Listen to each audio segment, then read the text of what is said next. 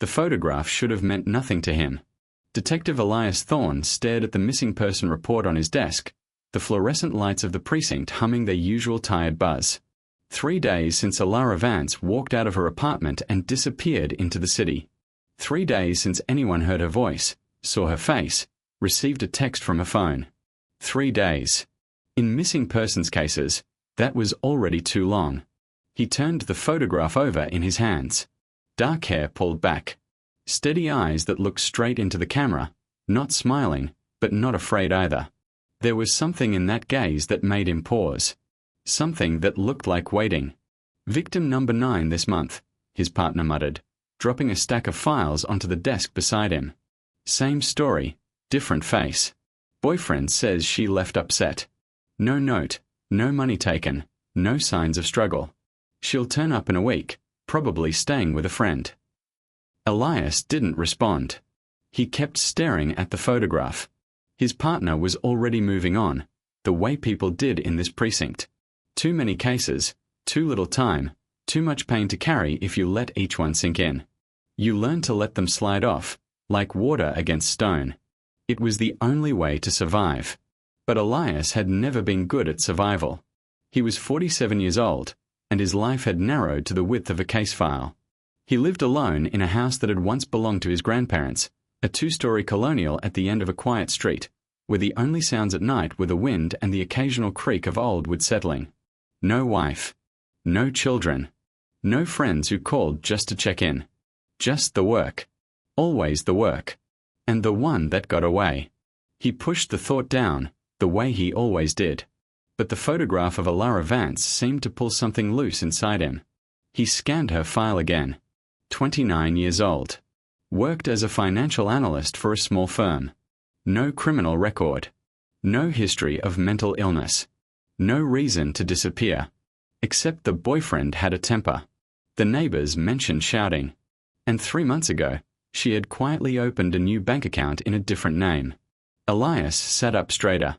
"Get me everything on the boyfriend," he said to no one. His partner had already wandered off to the coffee machine. He worked through the afternoon, then through the evening, as the precinct emptied around him. He called the boyfriend, who answered with rehearsed concern that didn't reach his voice. He called her co-workers, who described her as quiet, capable, someone who kept to herself. He called her landlord, who mentioned the new locks she'd installed without permission. Every detail painted the same picture: a woman preparing for something. A woman who knew she might need to disappear. But why now? And where? Midnight came and went. Elias finally gathered his things, shoving the file into his bag. He would take it home, the way he took most cases home, spreading papers across his dining table until the early hours. Sleep was a stranger to him anyway. The drive was automatic. Left on Main, right on Cedar, straight until the streetlights thinned and the houses grew older. His house sat dark at the end of the block, the way it always did. He never left lights on. What was the point? He unlocked the door, stepped inside, and stood for a moment in silence. Something felt different. He couldn't name it. The air, maybe. A faint shift, like someone had opened a window and closed it again. He shook his head. Paranoia. Another symptom of too many years chasing ghosts. Elias walked to his home office, a small room off the living room where he kept copies of his oldest cases. The walls were covered in photographs, documents, timelines. His unsolved case. The one that had carved a hollow inside him that never filled. A girl named Sarah. Disappeared 6 years ago. He'd been close, so close, but the trail went cold. She was never found. Her mother still called him every year on the anniversary, asking if he had news. He never did. He pulled out Alara Vance's file and added it to the mess on his desk. Then he stood, staring at the photographs on the wall. In the kitchen, a floorboard creaked. Elias turned, listening. Nothing. The house settling. It always settled. But upstairs, pressed against the wall of his spare bedroom, Alara Vance held her breath. She had watched him arrive. She had watched him walk to the door, head down, shoulders heavy with something she recognized. Grief. Or guilt. They looked the same from a distance. She had been in his house for 4 days. The first night was the hardest. Breaking in had been simple enough. He never locked the back window, but staying required a different kind of nerve. She'd hidden in the basement until she was sure he was asleep, then crept upstairs to assess her surroundings. A bachelor's house, she'd thought at first. Sparse. Functional. No photographs of family. No signs of a life beyond work. Then she found his office. The walls stop her cold. Photographs everywhere, connected by strings and notes in his handwriting. A girl's face repeated across timelines. Sarah. The name appeared in witness statements, in news clippings, in his own desperate scrawled observations. Alara stood in that room for an hour, reading everything. She learned about the case, about the failure, about the weight this man carried. And in that moment, she knew she had chosen correctly. She had been running for 3 weeks before she found him. The man she was hiding from, the one whose name she wouldn't speak, even in her own mind, had resources. Connections. He would find her eventually, the way he always found people. She needed somewhere he wouldn't look. Someone he wouldn't suspect. She needed a man whose life was so empty, so invisible, that no one would notice when a ghost moved in. The detective who couldn't solve his own case. The man the city had already forgotten. She researched him for days before making her move. Elias Thorne. Divorced from human connection. Haunted by failure. Living in a house so quiet, so predictable, that she could map his routines within a week. He left at 7:15 every morning. He returned between 11 and midnight. He never had visitors. He never checked his basement. He never locked his back window. He was perfect. Now she stood in the darkness of his spare bedroom, listening to him move through the house below. The floorboard had betrayed her, the one near the bathroom that always creaked, no matter how carefully she stepped. She'd learned to avoid it, but tonight, distracted by the sound of his car, she'd forgotten. She heard him pause. Heard the silent stretch. Then his footsteps continued toward his office. Alara exhaled slowly, pressing her forehead against the cool wall. This was the danger she hadn't calculated. Not discovery, she was careful enough to avoid that, but proximity. Being this close to another human being. Hearing him breathe. Watching him eat alone at his kitchen table, staring at nothing. She saw his loneliness in everything. The single plate in the drying rack. The photographs of a stranger on his wall, the only faces in his life. The way he spoke to no one, not even himself. It should have made him easier to manipulate. Instead, it made her feel something she hadn't expected. Pity? No. Recognition. Below, Elias sat down at his desk and pulled out her file again. He read through the witness statements, the timeline, the small inconsistencies that nagged at him. The boyfriend's alibi was weak, but not weak enough. The financial trail was cold. Every lead seemed to circle back to nothing. Except, he flipped to the last page of the file. A handwritten note from the officer who took the initial report. Subject appeared calm. No signs of distress.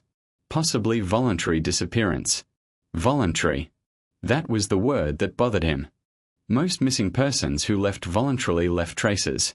A withdrawn bank transaction. A bus ticket purchased. A friend who received a cryptic text. Alara Vance had left nothing. She had simply evaporated. Unless she wasn't trying to disappear from everyone. Unless she was trying to disappear from one person. Elias leaned back in his chair, staring at her photograph again. Those eyes. Waiting. Always waiting. For what? The question followed him to bed, where he lay awake as always, staring at the ceiling. Somewhere above him, Alara lay awake too, separated by floorboards and secrets, both of them thinking about the same thing. Survival. She had chosen him because he was broken. Because he wouldn't notice. Because his failure made him safe. But as she listened to him toss and turn in the room below, she wondered if she had misjudged. Broken men notice things. Broken men understood loss. And broken men, when they found out they'd been used, did not forgive easily. Ready for next part? Alara had learned his house the way a sailor learns the sea, by living on it, moving with it, respecting its dangers. She knew which stairs creaked, the third from the bottom, and which doors stuck, the one to the basement.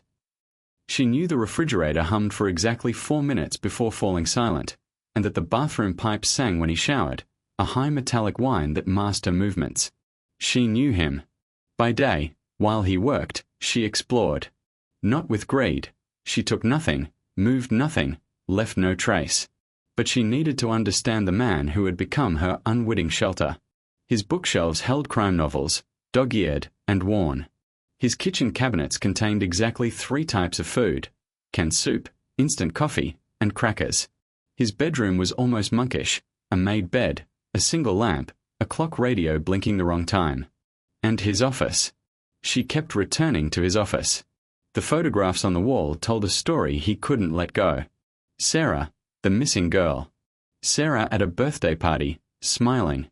Sarah in a school photograph, serious.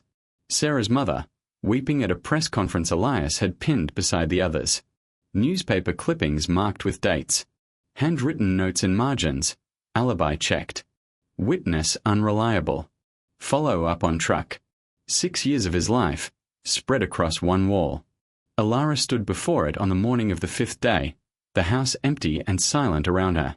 She traced the connections with her finger, following the strings he'd tied between photographs. He was thorough. Obsessive. The kind of man who couldn't let go because letting go meant accepting failure. She understood that better than most. The man hunting her, Marcus, was carved from the same wood. Obsessive. Relentless. Incapable of releasing what he considered his. She had learned that too late, after months of small controlling behaviors escalated into something she couldn't ignore. By the time she understood the danger, escape was the only option. But escape wasn't freedom. Not really. Freedom would require Marcus to stop looking, and men like Marcus never stop looking. So she had found Elias. A detective obsessed with finding people. A man whose entire life was organized around the pursuit of the lost.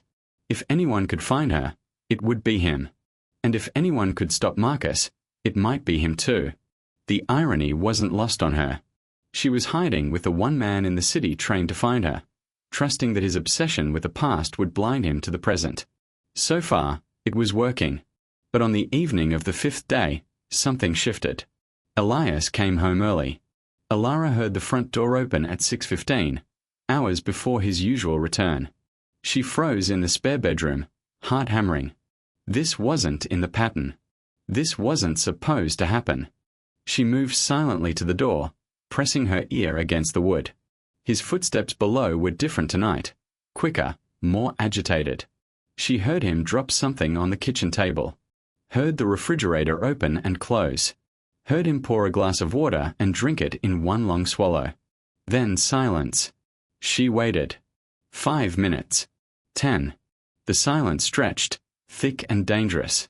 Carefully, she crept to the top of the stairs and looked down. Elias sat at his kitchen table, her file spread before him.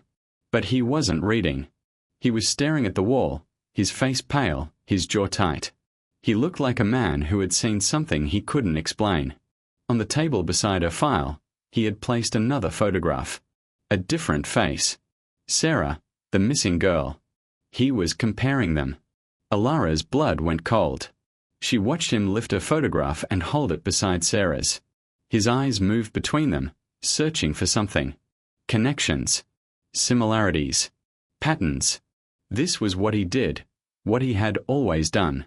He looked for threads that tied lost women together. And now he was looking at her. "We need to talk about the boyfriend," his partner had said that afternoon, dropping a new stack of reports on his desk. He's lawyered up. Won't talk without counsel present. Elias had nodded, but his mind was elsewhere. He'd spent the morning rereading Alara's file, and something had snagged. A detail he'd missed before. Her bank account, the secret one, had been opened 3 months ago, but the first deposit came from a transfer out of her main account. The transfer amount? Exactly $5,000. The same amount Sarah had withdrawn from her account the week before she disappeared. Coincidence? Possibly. But Elias didn't believe in coincidence.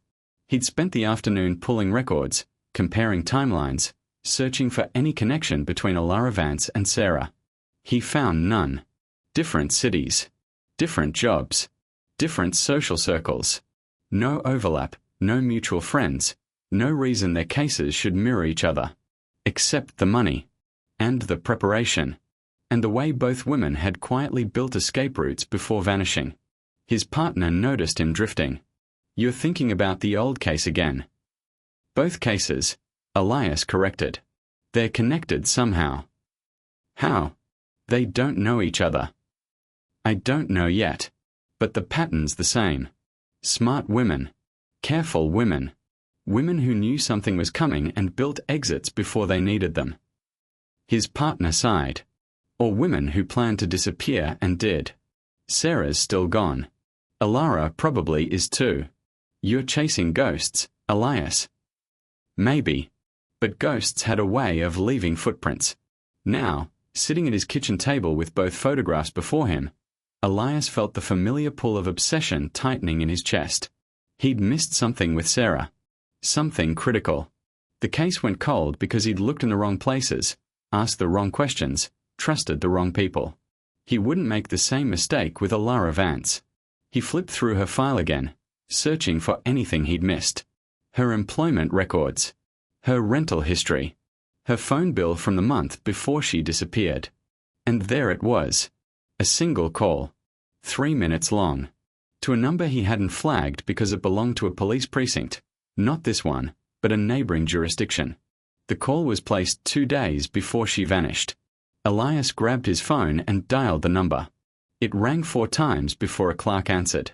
"Yeah, I need to check something. Did a woman named Alara Vance call your precinct about 2 weeks ago?" A pause. Typing. "We don't give out that information over the phone."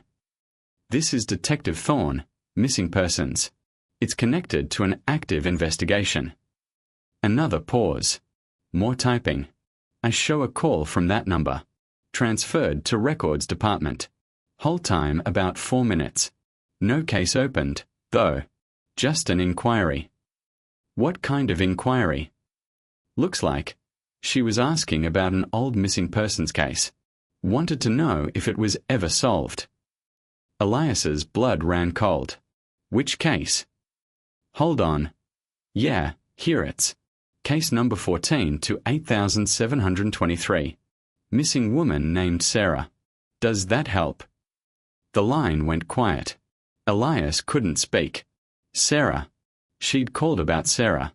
She asked if the detective on the case was still working it. The clerk continued. "We told her yes. Detective Thorne was still assigned. She hung up after that. That's all I've got." Elias ended the call and stared at the photograph of Alara Vance. She knew about Sarah. She knew about him. And 2 days later, she disappeared. Why? Why would a missing woman, planning her own escape, call about a stranger's cold case? Why would she ask about the detective assigned to it? Why would she want to know if he was still working? Unless she wasn't running from something. Unless she was running toward someone. The thought was insane. Impossible. She didn't know him. She'd never met him. She had no reason to connect her life to his. And yet, he looked around his kitchen, suddenly aware of how empty it was. How silent. How easy it would be for someone to exist in the margins of this house without him noticing. No. That was paranoia. His partner was right. He was chasing ghosts. But that night, for the first time in years, Elias locked his back window before going to bed. Upstairs, Alara heard the lock click. She lay in the darkness of the spare bedroom, heart pounding. He knew something. Not enough to search the house, not yet, but enough to be suspicious. Enough to change his patterns. She should leave. Tonight. Find somewhere else, somewhere safer, before his suspicion grew into action. But where? Marcus had people watching the bus stations, the train depots, the shelters. He had connections everywhere except here, in the empty house of a forgotten detective. And Elias, she'd seen his face tonight, studying her photograph. She'd seen the grief in his eyes when he looked at Sarah's picture. This was a man who carried his failures like wounds that never healed. A man who kept searching long after everyone else gave up. If she left now, she'd lose the only protection she had. If she stayed, She might find something she'd never expected. Not safety. Connection. Below, Elias sat in the dark, staring at her photograph. He didn't know why, but he couldn't shake the feeling that she was close. That somehow, impossibly, she was watching him the way he watched her. He whispered into the silence, "Where are you?" And in the room above, Alara pressed her hand against the floorboards and whispered back, "Right where I need to be." The sixth day began with a cup of coffee Elias hadn't made. He stood in his kitchen at 7 in the morning, staring at the coffee maker. The pot was half full. Warm. Fresh. He hadn't touched it. His hand moved slowly to the carafe, as if it might burn him. He lifted it, smelled the coffee, his usual brand, his usual strength. Everything normal. Everything exactly as he would have made it himself. Except he hadn't. Elias set the pot down and walked through the house, room by room. He checked the doors, all locked. The windows, all secure. The basement, empty. The spare bedroom, neat as always, bed made, closet bare. Nothing disturbed. Nothing missing. Just coffee. He returned to the kitchen and poured a cup anyway. What else could he do? Report it. Someone broke into my house to make me breakfast? His partner would have him tested for early dementia. But as he drank, he couldn't shake the feeling that someone had been there. Not just in his house, but in his life. Touching his things. Learning his routines. The coffee was made exactly the way he liked it. Strong, black, no sugar. The way his ex-wife used to make it, years ago, before she stopped trying to reach him. Whoever had done this knew him. He left for work at 7:15, the same time as always. But instead of driving to the precinct, he circled the block and parked 3 streets over, where he could watch his house from a distance. For 2 hours, he waited. Nothing moved. No one entered or left. The house sat silent in the morning sun, as ordinary as ever. Finally, he drove to work, embarrassed and confused. But he couldn't let it go. The coffee haunted him all day, a warm ghost in the back of his mind. At noon, he called a locksmith. Inside the house, Alara watched him leave from the spare bedroom window. She'd seen him park down the street. She'd seen him wait. She'd held her breath for 2 hours, pressed against the wall, not moving, not breathing. The coffee had been a mistake. She knew it the moment she made it. A moment of weakness, of wanting to do something normal, something human. She'd woken early, cold and tired of hiding, and the kitchen had called to her. Just a cup. Just one small act of living like a real person. But real people left traces.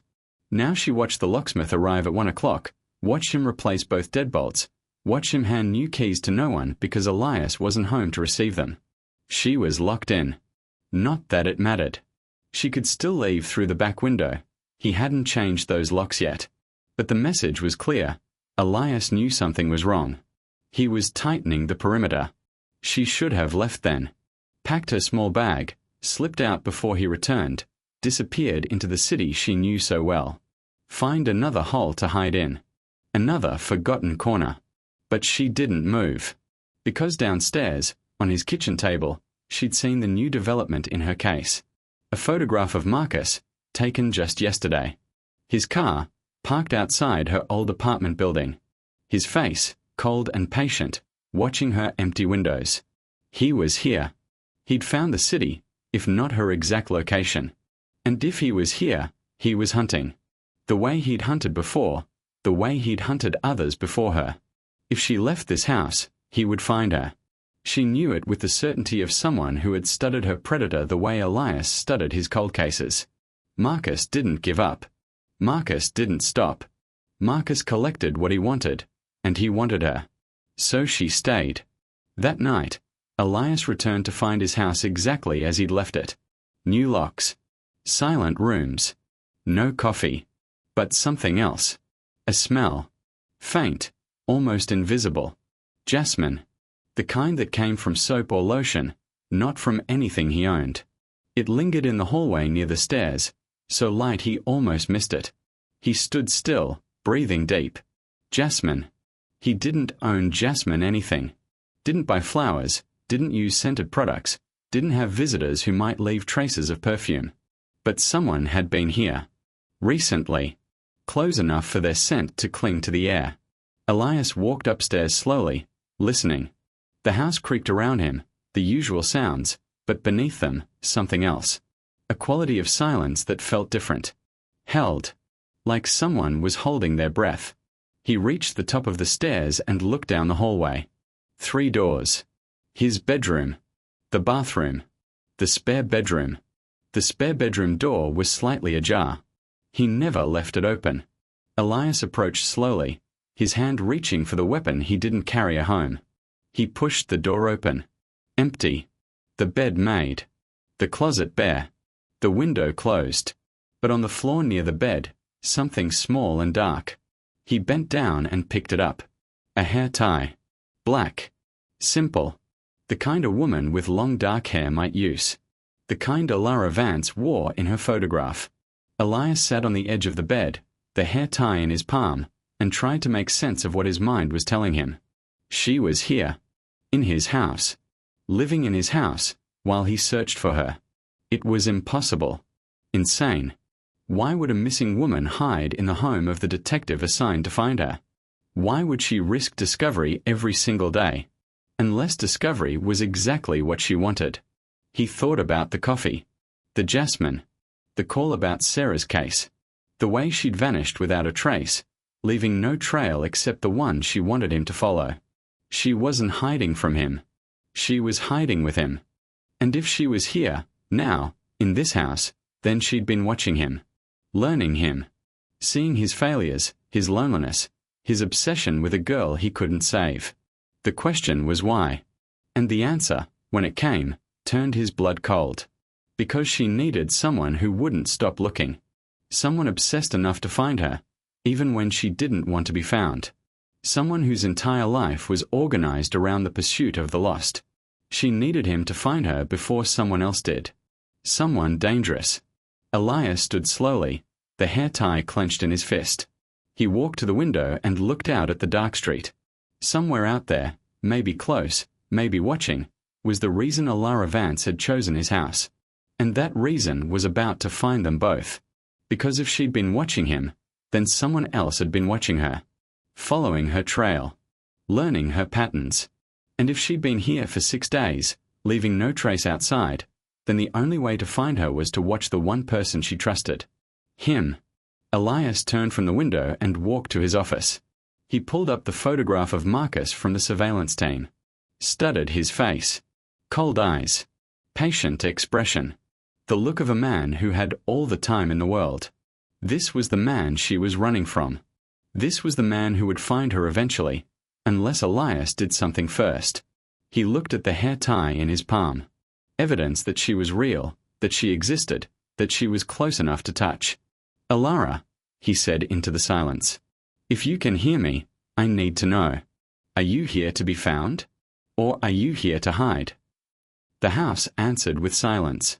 But upstairs, pressed against the wall of his bedroom, Alara pressed her hand to her mouth and wept. She'd heard him find the hair tie. Heard him sit on the bed. Heard him speak her name. And she'd wanted, more than anything, to answer.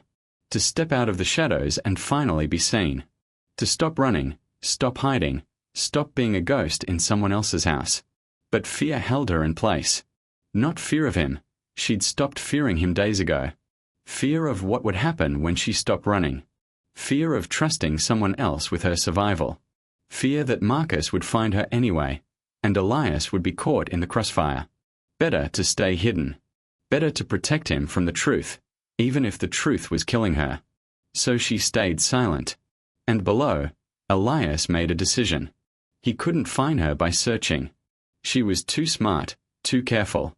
If she wanted to stay hidden, she would. But he could find Marcus.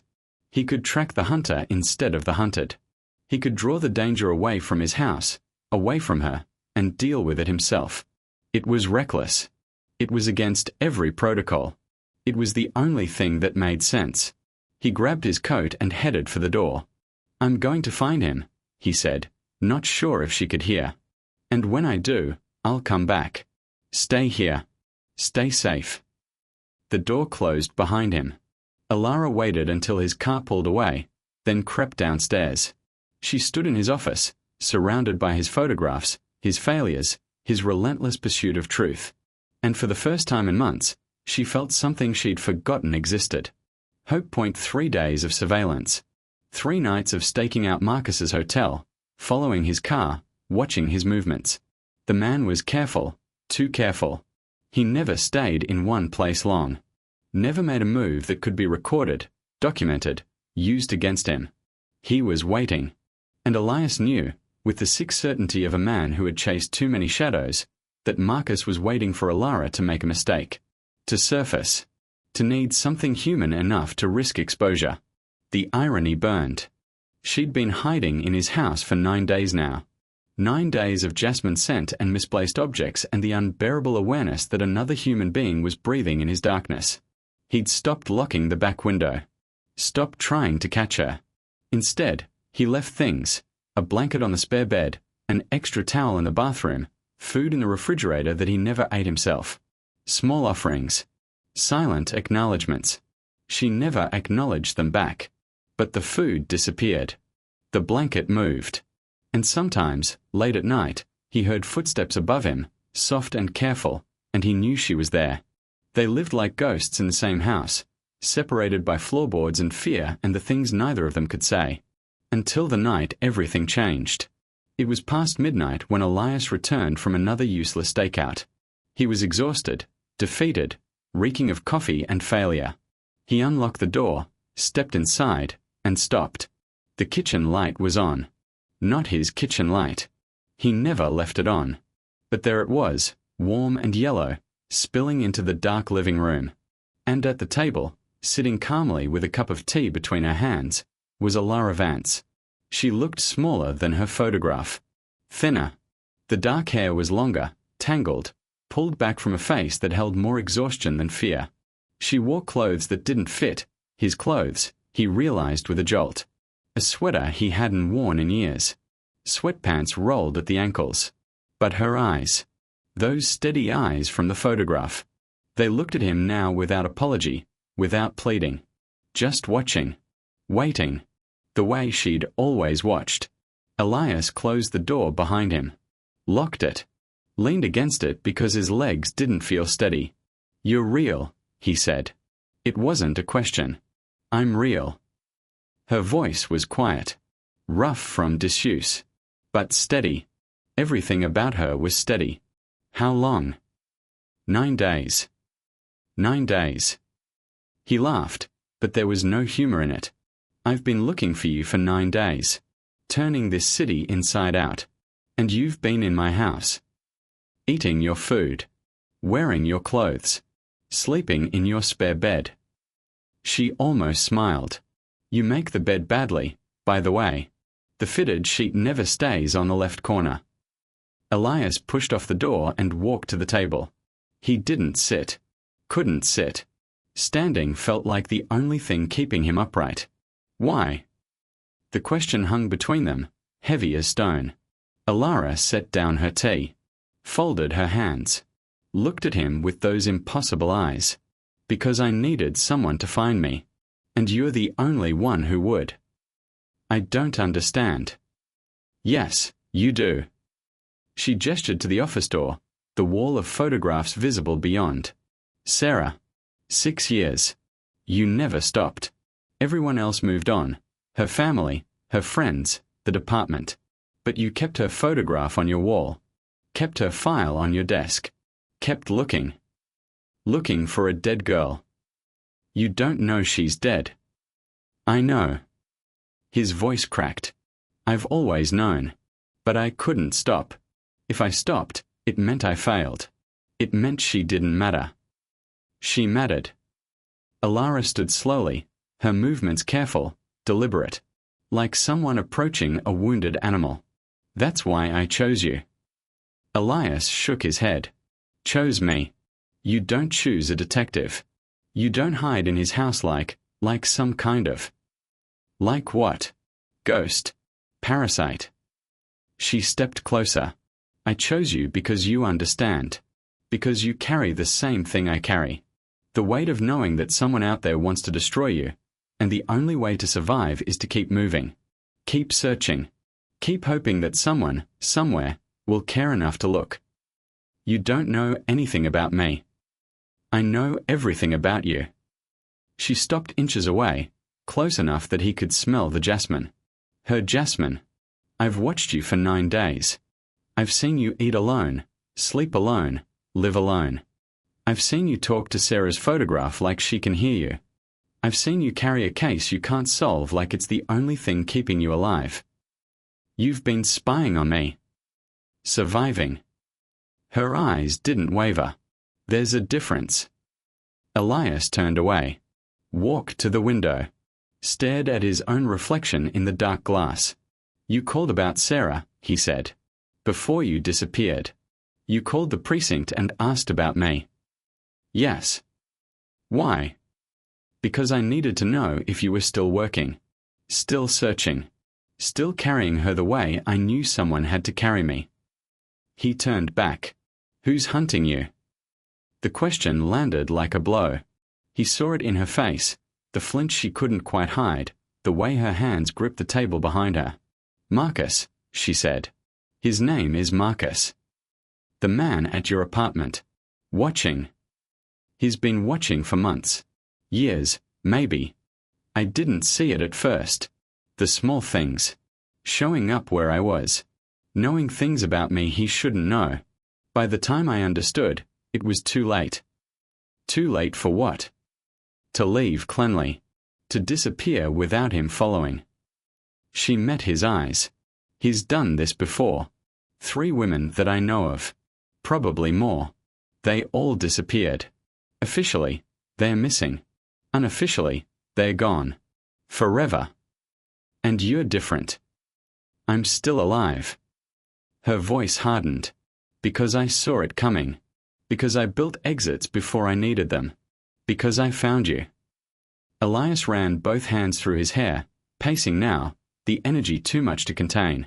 You should have come to me. The first day. Walked into the precinct and told me everything. I could have protected you. Could you? Her question stopped him cold.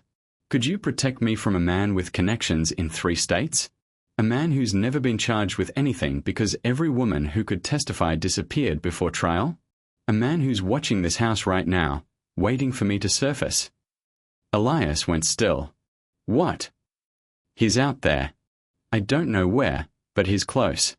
He found the city. He found your precinct. He'll find this house eventually, because he's patient and he's careful and he never stops. Then why are you here? Why not run? Why hide in my house like a sitting duck? Alara crossed to him, close enough that he could see the exhaustion in her eyes, the cracks in her steady composure. Because running doesn't work. I've tried. He always finds the trail. But you, she reached out, hesitant, and touched his arm. He won't look here. A burnt-out detective in a forgotten house. No one looks here. No one except you. You used me. Yes. No apology. No evasion. I used your loneliness. Your obsession. Your failure. I used everything that makes you human because those were the only things that could save me. Elias stared at her. At this woman who had invaded his life, his home, his carefully constructed isolation. Who had watched him at his worst and still chosen him. Why now? He asked. Why show yourself tonight? Alara's hand tightened on his arm. Because you went after him. I watched you leave every night.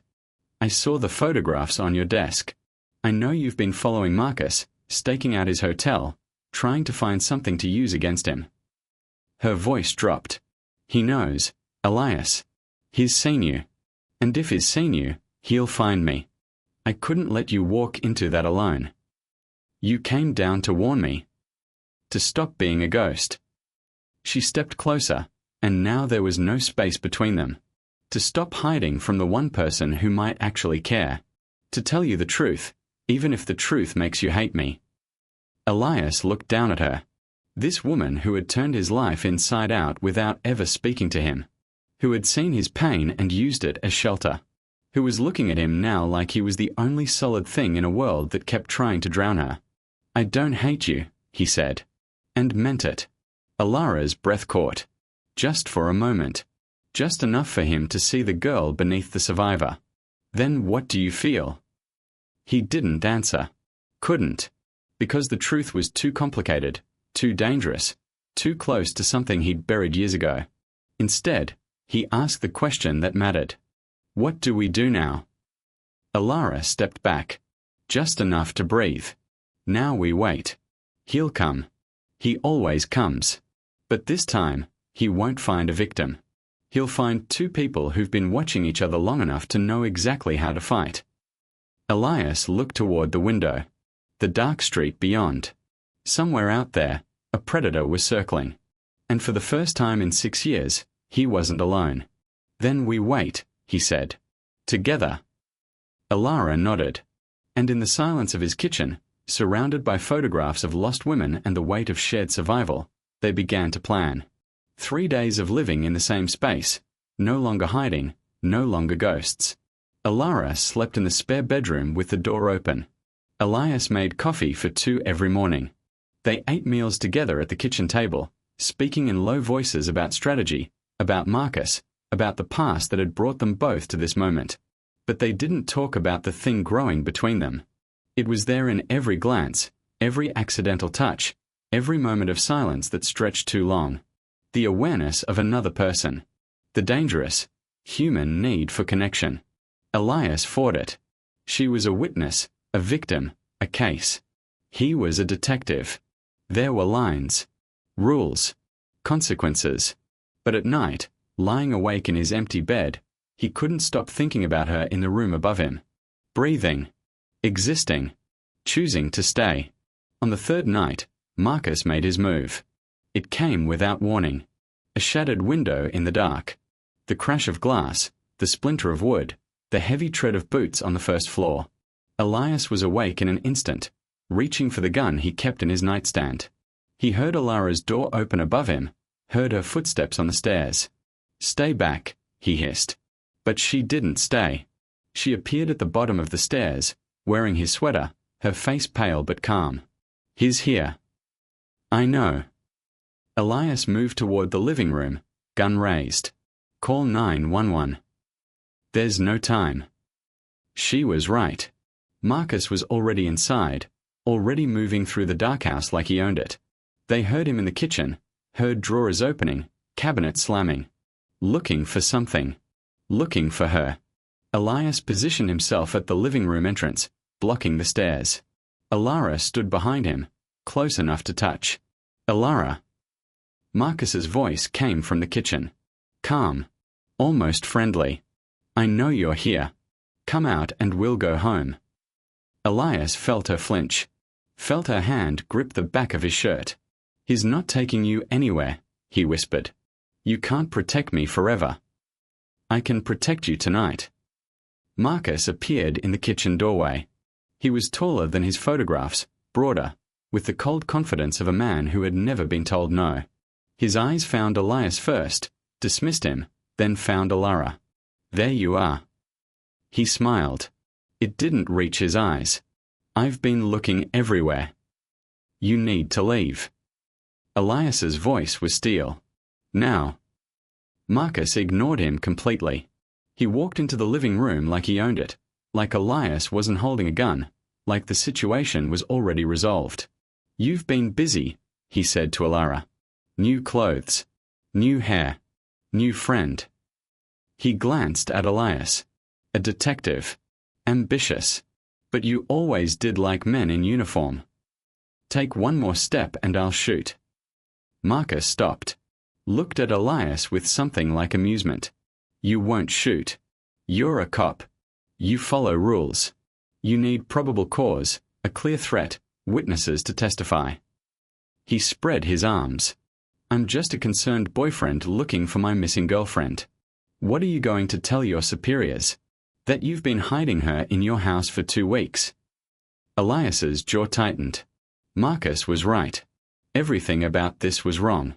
Unreported. Off the books. If he shot now, he'd lose everything. But if he didn't shoot, he'd lose her. Behind him, Alara stepped forward. Not toward Marcus. Toward Elias.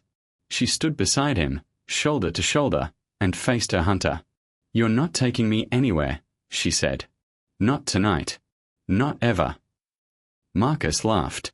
Softly. Cruelly. "You think this changes anything? You think hiding behind a broken detective saves you? I've been doing this longer than you've been alive. I know how it ends." "You don't know anything." Alara's voice didn't waver. "You never did. You thought I was afraid. You thought I was weak. But I've been watching you the way you watch me. Learning your patterns. Documenting your movements. Building a case that will put you away forever." Marcus's smile faltered. Just slightly. "What case?" "The one he's been building." She nodded at Elias.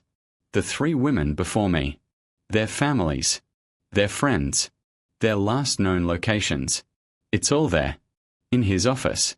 With your photograph in the middle." Marcus's eyes flickered toward the office door. For the first time, uncertainty crossed his face. "You're lying." "Am I? Then why haven't you found me? Why did it take you 2 weeks to track me to this house?" She stepped closer to him, fearless now. "Because I wanted you here. Because this is the only place you could be caught. Because he's been waiting for you, and now you're inside." Elias watched her, stunned. This wasn't the plan. They hadn't discussed this. She was making it up as she went, and she was brilliant. Marcus took a step toward the office. Toward the trap he now suspected. "Don't." Elias raised the gun higher. "You move, I shoot." "Then shoot." Marcus turned back, rage finally breaking through his control. "Shoot me in your living room and explain to every cop in this city why a missing woman was hiding in your house. Explain why you didn't report her. Explain why you're willing to throw away your career for someone you've known for 2 weeks." Elias's finger rested on the trigger. Everything Marcus said was true. Shooting him meant confession. Meant investigation. Meant losing everything he'd spent his life building. But looking at Alara, at this woman who had chosen him, trusted him, believed in him, he realized none of that mattered. The career was already hollow. The house was already empty. The only thing that felt real in years was standing beside him, waiting to see if he would fight for her. "Alara," he said quietly, "go to the office. Lock the door." She looked at him. Understood. "If you do this." "I know." "There's no going back." "I know." She touched his face. Just once. Brief and warm and full of everything they hadn't said. Then she turned and walked to the office. The door closed. The lock clicked. Marcus watched her go, then turned back to Elias with cold fury. "You just made the biggest mistake of your life." "No." Elias steadied the gun. "I just made the only choice that matters." The sirens started then. Faint at first, then louder. Coming closer. Alara hadn't called 911. But she'd had 3 days to prepare. 3 days to set up everything they needed. 3 days to become more than a victim. Marcus heard the sirens. Understood what they meant. His face twisted with rage. This isn't over. Yes, it is. Elias kept the gun trained on his chest. For you, it's over. The first police car skidded to a stop outside. Lights flashed through the broken window. Voices shouted. Orders to come out with hands up. Marcus looked at the door. At the windows. At the trap closing around him. And for the first time, Elias saw fear in his eyes. They took Marcus away in handcuffs. The investigation lasted months. Elias was suspended, investigated, questioned. Alara testified. The 3 families came forward. Evidence mounted. Marcus's empire of control crumbled piece by piece. By the time the trial ended, Elias had lost his badge. He didn't care. He stood in his kitchen on the first day of his new life, making coffee for 2, and listened to Alara move around upstairs. Not hiding anymore. Not a ghost. Just living. She came down wearing her own clothes now. Hair brushed. eyes clear. She took the coffee he offered and leaned against the counter, watching him. You could have gone anywhere, he said.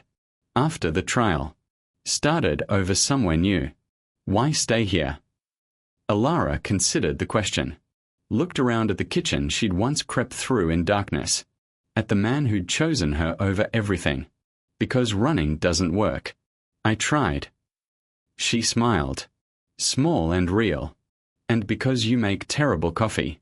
Someone needs to fix that. Elias laughed. Actually laughed. It felt strange in his chest. Foreign. Good. You could stay, he said. Careful. Hoping. I mean, if you want. Not as a ghost. As. As what? He didn't have the words. Had never had the words for things like this. But she did. She crossed to him, took the coffee from his hands, set it aside. As someone who stays, she said. As someone who chooses. As whatever we become when we stop running and start living. Elias looked at her. This woman who had invaded his life, shattered his isolation, shown him that connection wasn't weakness. I don't know how to do this, he admitted. I've been alone so long. Me too. She took his hands. We learned together. Outside, the city woke to another day. Inside, two people who had found each other in the darkest places began something new. Not running. Not hiding. Just staying,